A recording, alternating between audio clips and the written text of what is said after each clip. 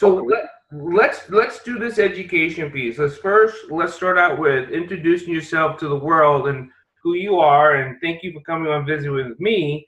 But let's introduce you to them and my brother, Black Dragon Fighting Society, which most people still don't know that we're the strongest society in the world. So we cover all continents, and we've been around for a long time. If I could, I'm new with this organization, but I've been aware of it because I used to see the things in the magazines, and I know there's associations with the old the National Karate Organization, Grandmaster Trias. There were some connections there, so I've been aware of it. Yeah. My instructor and his teacher were big in the USKA way back when. Dr. Pai was one of the national chief instructors. My instructor's main teacher was Dr. Daniel K. Pai. As far as myself, my name's Michael Fuchs, Sifu Michael Fuchs, and I had been interested in martial arts. I'm going to try to keep this short, but literally as long as I can remember. I was born in 1964. I grew up watching with my father, David Carradine, Kung Fu, and I was totally just fascinated by it. Not just the martial arts, because there really wasn't a whole lot. They only had a few minutes of that in every show. Yeah. But the whole the philosophy and the healing and the spiritual part, everything, that show was so well done. And then, of course, when I was 9 years old, I saw Bruce Lee Enter the Dragon. I was in the backseat at the drive-in theater. My parents went to see it, and I was totally spellbound. The next day, I told my mom, sign me up. But I was at like the Shaolin Temple, like, I'm ready. Send me. She, third was violence, which, of course, the movie's a violent movie. But there's more in there than that. I thought that was the coolest thing ever. So I always had it in my mind. I grew up with many challenges, so I didn't have a way to, to train officially. And there really wasn't much. There was like one school in my area. I used to walk by and look in, a Kempo school. But I actually started learning from books while I was in elementary school. I got judo books and karate books. I would use my friends and my brother and sister as a partner, and I did the best I could that way. And in fact, I even had my mother, for real, I would practice the stances of punches, and my mother knew I really wanted to do this. She gave me my first rank test in the kitchen. That's awesome. I used my sister as my partner. And she just looked at the book and said, okay, do this punch and do that block. That's how serious I was about it. And then what happened was, I had not the smoothest and easiest childhood, and many people have had much worse, but by the time I was turning 20, I was already getting high blood pressure and arthritis and all sorts of just tragedies in my life. I didn't really know what was going on or what to do, and I knew I needed to do something to keep going in the right way and to keep myself healthy. What's going to happen in 20 years and 30 years? I started thinking ahead a little. I'm already falling apart. So I remembered martial arts, and that there's more to it than just, fighting. And at that point, I started to research and do as much reading as I could about all the different martial arts, because I needed to be healthy. It wasn't just that I was interested in self-defense. Of course, that was part of it. Right. So I decided that learning Taichi would be something really well because of the focus on health and healing, but it's also a martial art. Yeah. Again, it's not apparent when you see a lot of Taichi that this is a martial art, but it actually is. So this is in the mid-'80s, and there was no schools in my area that advertised Taichi. Now, there were people underground, but I didn't know about them. Right. So I took a year looking and reading and looking. And finally, I wrote to an instructor that was doing private lessons, mostly to very wealthy executives for stress relief, $100 an hour. And I didn't have that kind of money.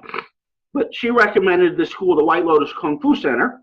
Now, I didn't know enough to know that Kung Fu and Tai Chi is a kind of Kung Fu. Right. I didn't know that. Most people still don't know that. Still don't know that, right? Of course. So, the funny thing was I got that letter. I was giving my sister's friend a ride home. It was on the seat, and I drove right by this school that I had never heard of before. The very day I got the letter, I said, wow, that's kind of a sign. I think I got to check this out. So long story short, I started training there. My instructors, he was born in Okinawa, raised in the United States, very old school, trained with the very best of the old school teachers, the original ones. here in the United States and worldwide, and the quality and the comprehensiveness of everything. I started with Taichi, but then I got into Filipino martial arts and the Shaolin arts. I mean, basically everything I could learn until at a certain point I actually took over running the school from him. And I could go on and on, but that's kind of a little introduction. Also, I'm big into, I started at the same time, meditation, yoga, QiGong, Reiki, because again, I looked at it as a whole ball of wax, and I tried to do as much as I could without drawing away from my duties of training in Kung Fu and Tai Chi. And that's kind of my main focus now is I'm doing writing, I'm trying to get some publishing going, and healing arts, meditative arts. I still love martial arts, but, So I'm not 24, so. yes, sir. We'll talk more again later, and that's a promise. And I know you're busy with your day. I got the whole day for you. Awesome. So between Reiki, Tai Chi, and martial arts, which we know it's all together, that line that people get missed, what do you think it is that they mostly misunderstand about those three and the connection they all have? Well, first of all, people think of martial arts in our culture, they watch movies and video games. They see the UFC, and these things, they're all what they are. They're legit. But that's just like the tip of the iceberg. There's so much more to it than that. And, they're ancient disciplines in Asia, as you know. They're still brand new in our culture. So people are learning that, first of all, again, as I said earlier, there's many different presentations. There's martial sports, all different. There's spiritual martial arts from temples. There's martial arts in the family. There's commercial martial arts, so many kinds. But martial arts is a method, good martial arts, of cultivating ourselves, our life force, it can be a path to enlightenment, to becoming a better person. And they don't know that. And they don't know that about even, say, something like Reiki, which is so esoteric to most people still. I mean, they think you're crazy, or I'm in a devil worshiping cult. Our culture's got a lot to learn, that we're alive and we have energy. Everything has energy. This is proven scientifically. Yep. People use a cell phone, right? They're here. What are we doing right now? This is energy, right? But right. It's mechanical energy, and the idea that we can use our life force for healing is still. I live in New England. They used to have the witch trials and the whole deal. And there's various. And I don't want to get into religion around it because it has nothing to do with religion, really. We're alive, and we're alive. Religion starts with our life force and help us to balance it and heal from within. It basically is all it is. So the connection between them is they're all working with energy in one way or another, and the goals of them can be very similar. It's just the path you're going to travel, how you're going to start, what you're going to do. For instance, I was taught that martial arts, self-defense, what it is redirecting and neutralizing negativity of word, thought, or deed. Now you think about that and you say to the average person, what is martial arts? Right. It's not neutral. So if I'm out in public and there's all, rude people and all this, well, I can do my martial art. I don't have to hit them or get angry. I'm just going to try to redirect that and not let it stick to me. And at the same time, myself, I'm going to try not to spew that on other people. If I've got it inside myself, I'm going to try to deal with it, find some kind of balance and harmony. And, so there's just, again, I think there's interconnections through these different arts, and there's different paths. And I think I'll leave it there.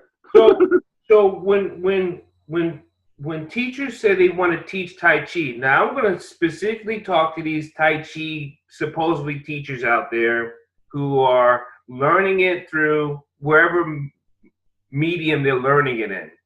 Mm-hmm. What do you think they're missing most when they are saying they're teaching Tai Chi and QiGong? What do you think they're missing most?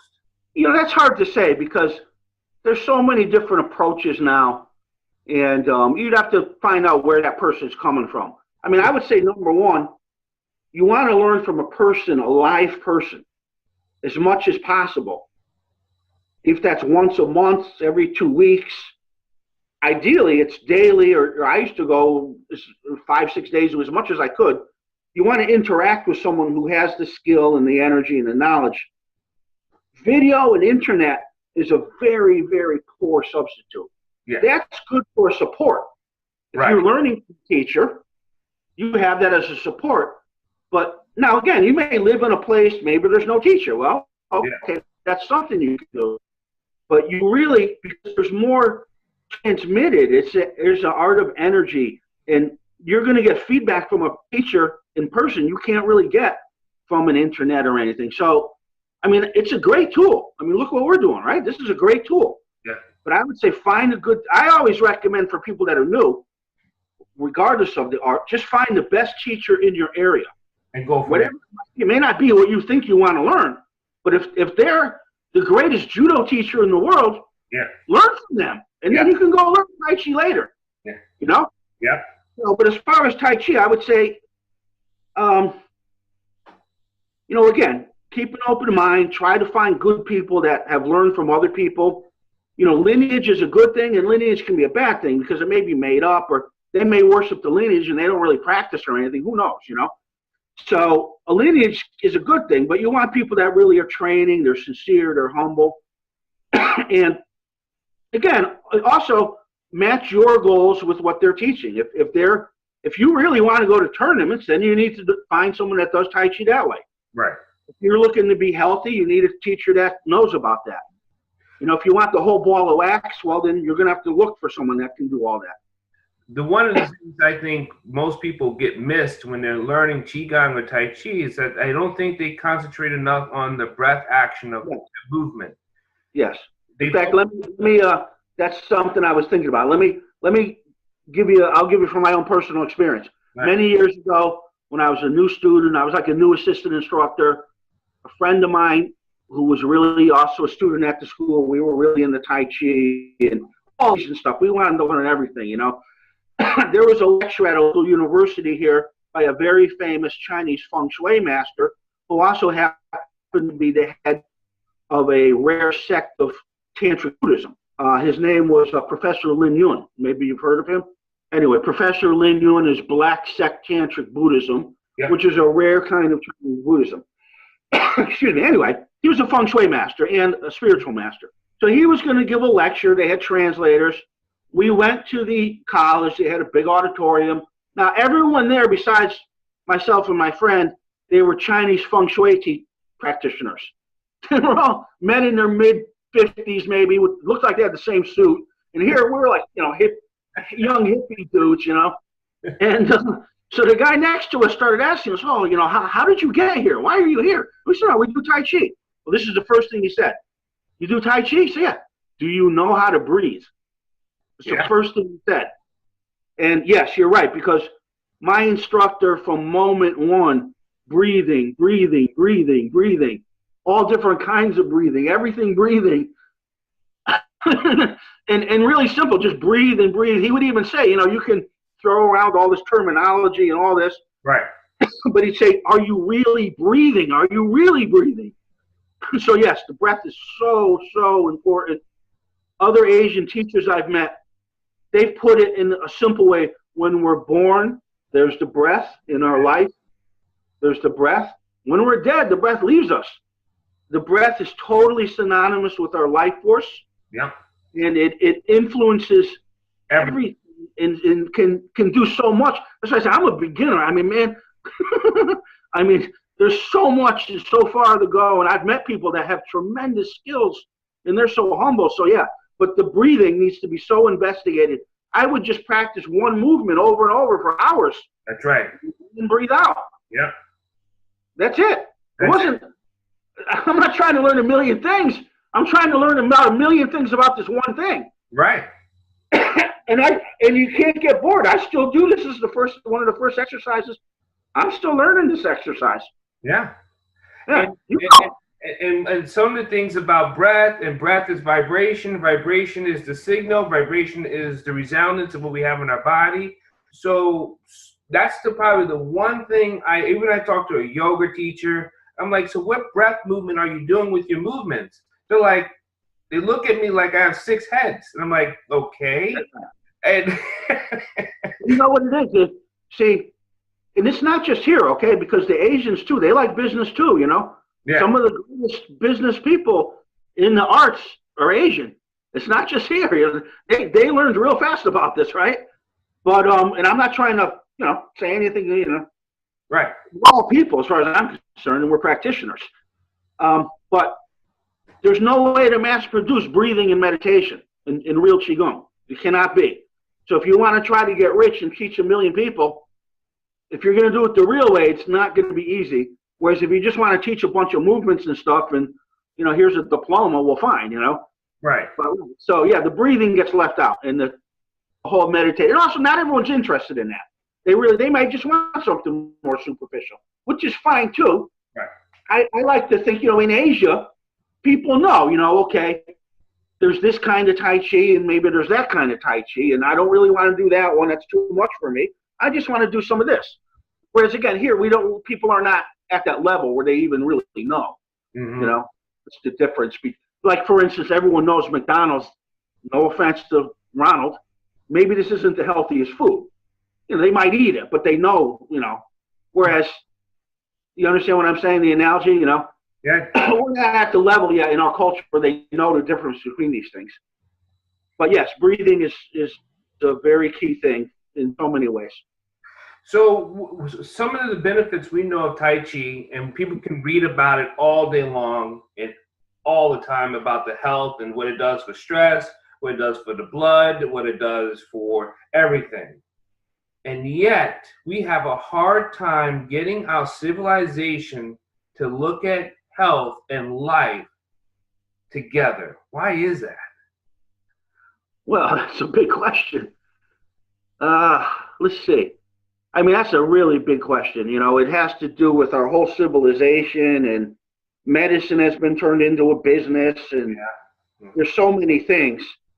You know, I know growing up myself, health was something that just happened to you. And if you got sick, you took an aspirin and you called the doctor. No one taught me I could heal myself. And you know, I had wonderful artistic parents and everything. They just weren't from a culture or a time where, you know, the doctor was going to fix you. Now, that hasn't always been the case in our culture. At a certain point, you know, medicine becomes a big business. And which is, listen, I'm not here to knock medicine, because I know you mentioned you wanted to talk about the arts and how we can avoid drugs. Listen, if you need to see a doctor, you go see a doctor. Go see a doctor, yeah. Right. I'm never going to tell someone not to do that. I go to the doctor if I have to. But, so number one is, people need to understand that there's a lot, that number one, our health is in our hands, and we participate in that. We should be. Our body and our mind has its own inner healing powers. Yes. Its own balancing every day, or we'd be dead in 2 seconds.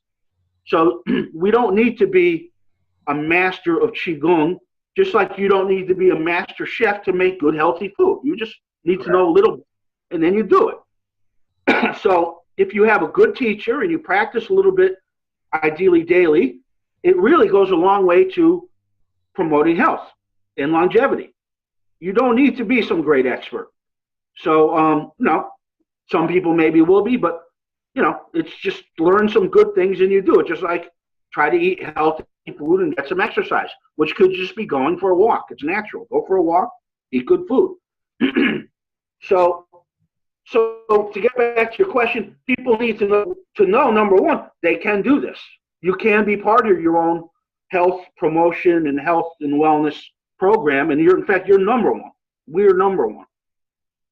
Nothing against it. We need doctors and everything. So our culture's, it's slowly been undergoing a change from intervention to prevention to longevity. But we're, you know, we're not there really. You know, so that's it. I mean, there's the old expression, right? An ounce of prevention is better than a pound of cure, right? Right. That's an old. The fact is, that's the truth. Yeah. So these arts, people need to understand, they're just so exotic for people, but I've often tried to think of what's a better word than Tai Chi or Reiki or Kung Fu, you know? What's a better word in English, American English? But it's just, these are just things that promote our health, and people need to know that. And if you do a little every day, it really, you know, it can definitely do it. You know? I know for myself, see, I was always interested in these arts, was very sick. My blood pressure when I was 20 was 155 over like 130 or 5 or something. It was way out of control for a 20-year-old. I had all kinds of stress and depression, and I was getting arthritis. I mean, really bad in my legs. And I learned Taichi and started training in martial arts. I did meditation. Now, because I was I was fairly ill for someone my age, I was very disciplined about it every day. But after 5 years of that, my blood pressure was normal. I don't have any arthritis to this day. I'm going to be 54 soon. I'm very healthy. I have no problem really doing anything.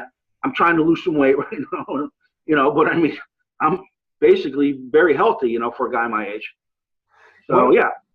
I've been trying to get this introduced into, I think we need to get into elementary schools. I know across the country, many of us have been trying to get into school districts, and I know that we always face this resistance. It's sad, it's just a fact. We don't know why we're facing this resistance. Now, some schools I know across the country, when they're in detrimental dire need, they'll bring in a martial art instructor going, hey, can you help us alleviate this crime, this angry situation we're in, or this physical violence that they're in, and they come in. The school has gone through amazing transformations, and then they like, okay, the school works, and then they try to get into the school district, and other schools were like, no, we don't need that. It's to me, it boggles the mind of how it's a big issue. It's huge. It's such a huge issue. It just makes me angry, and then for the last 10 years. We've been talking about bullying, and if they just adapted the things we've been teaching for thousands of years, we wouldn't have bullying. It's like they see us, we've been a cure, and yet they totally ignore us and the things we're able to do for our communities, for our children, for our health, for everything. It's a big issue, and it's hard to put it all on school administrators because, they're dealing with lawyers. Yeah. There's laws and there's politicians, and they're just trying. I mean, they've already got a hard job. Yeah. And believe me, they want to help people, but right, it's a big issue. It involves so many things, and human nature, and resistance to change. And I hear you. I went through a phase where I was offering free programs in Taichi to schools. Mm-hmm. I'd come to school. And everyone would be welcome. Teachers, children, whoever wanted to come, free. We'll all do Tai Chi together. The idea was to promote like harmony and and health. Right. And no one bid on that. I'm not giving up on it, but I tried for several years, and not one school was open to that. And then now we're hearing opiate. Right. It's what do they call it? They're calling it an epidemic.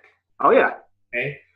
Drugs has always been a problem throughout whenever, but now it's an opiate epidemic. And I still think the opiates, when we're talking about chemistry of the body, we can do that. We can help clear that. Just even in addiction centers, and because I've worked in addiction centers and it has helped. Oh yeah. What we can teach them. And they love what I can teach them, but yet, does it go through the country? I don't know. Probably not. I think you hit on something. I think the way to get the average person and more people to have respect is through medicine. Mm. Because if they see, like for instance, near me is Hartford Hospital. It's a big hospital in this area. They have huge integrative medicine programs. Okay. Every person that goes into Hartford Hospital can have a Reiki practitioner. A volunteer come to them. And when I tell people that, they're like, really? I go, yeah. You go in there, if you're going to be an inpatient, you can have Reiki. So why, the hospital's not doing that. They're doing that because they know it helps people. Right. Maybe you haven't heard of it yet, but they did a year-long study and found this really helps people. And it saves them money. People get better faster. They feel better. Yeah. Right. So I know from my own personal experience, say with Reiki, with people that have had PTSD and various serious issues and they're on meds. I've had people, I give them Reiki and they just didn't need to take their meds for a week on end from one session. One session. Yeah. That's amazing. And yeah, they just felt so good that I don't need this. Now, again, I would never say do Reiki, don't take your meds, and don't see your doctor. Correct. It should be part of a whole program. Yep. For many people, like this Hartford Hospital, they did a year-long study. They found that people healed in general twice as fast. Sure, they were still sick, but they got better much faster. And while they were healing, they felt better by having Reiki sessions. And again, QiGong, Taichi, they're all have their own unique way of contributing to health. Reiki is not the only thing. Chinese medicine, right? That's something else.